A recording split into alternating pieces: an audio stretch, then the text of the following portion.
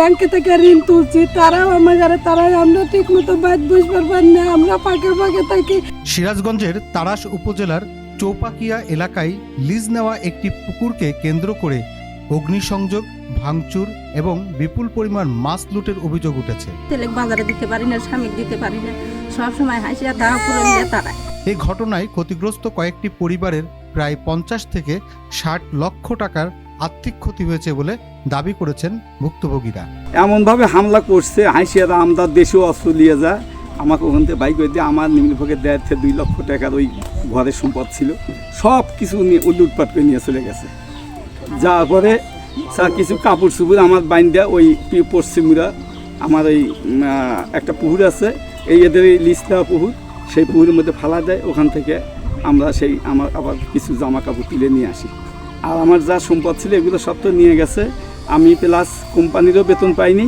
এই পুকুরটা যে আমি একটা বছর ডিউটি করলাম, সে ডিউটির টাকা পর্যন্ত পাইনি। তারা এই মাছ ধরে আমাকে টাকা দেবে।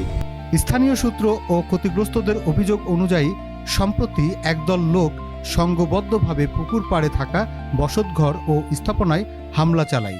হামলাকারীরা ঘরবাড়িতে ব্যাপক ভাঙচুরের পাশাপাশি অগ্নিসংযোগ করে। পরে তারা পুকুরে চাষ করা মাছ ধরে নিয়ে যায় বলে অভিযোগ করা হয়েছে। আমি ছোট বাচ্চা লিয়েছি, আমি বাজারে যা চাললে বাজার করি। এত কষ্টের মধ্যে আমি 4-5টা ব্যাংক থেকে টাকা তুলে ওই প্রজেক্টে টাকা মাছ ছাড়ছি বড় আশা করে।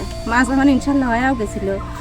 দীর্ঘমেয়াদী ব্যথার বিশ্বমানের চিকিৎসা এখন দেশেই। স্টেম সেল ও রিজেনারেটিভ চিকিৎসা দিতে আছেন বিশেষজ্ঞ ডাক্তার মঞ্জুরে খোদা। যোগাযোগ popular diagnostic centre, Shantinagar, Dhaka. মাছ মারার টাইম হয়ে গেছিল।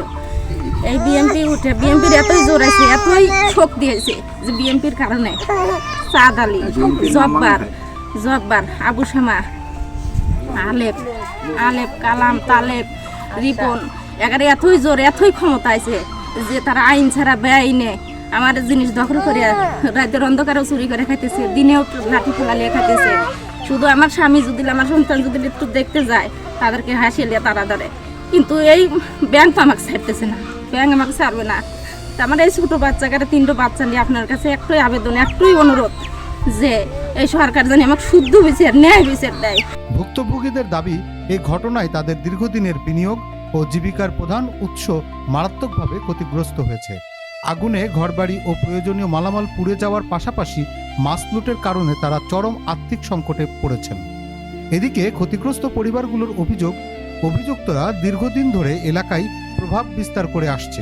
তাদের বিরুদ্ধে চৌপাকিয়া জামে মসজিদের জমি, পুকুর সহ বিভিন্ন সম্পত্তি অবৈধভাবে দখলের অভিযোগও রয়েছে বলে দাবি করেছেন স্থানীয়রা। আমাদের যে তো ধরেন যে আমরা এই পুকুরটা নিছি খালি শুধু ঋণের পার।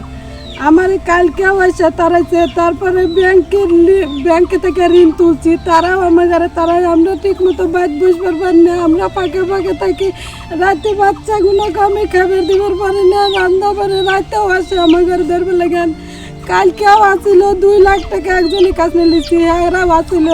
আমরা কোনো সময় বসবার পারি না, বাড়ি তো আমার শান্তি নেই, আমার ঘরে চাল নেই, ডাল নেই, আমরা যে কত কষ্টে আমরা আছি। ঘটনার পর থেকে ক্ষতিগ্রস্ত পরিবারগুলো নিরাপত্তাহীনতায় ভুগছেন বলে জানিয়েছেন। তারা অবিলম্বে ঘটনার সুষ্ঠু তদন্ত, দোষীদের শনাক্ত করে আইনের আওতায় আনা এবং ক্ষতিগ্রস্ত পরিবারগুলোর নিরাপত্তা নিশ্চিত করতে প্রশাসনের জরুরি হস্তক্ষেপ কামনা করেছেন।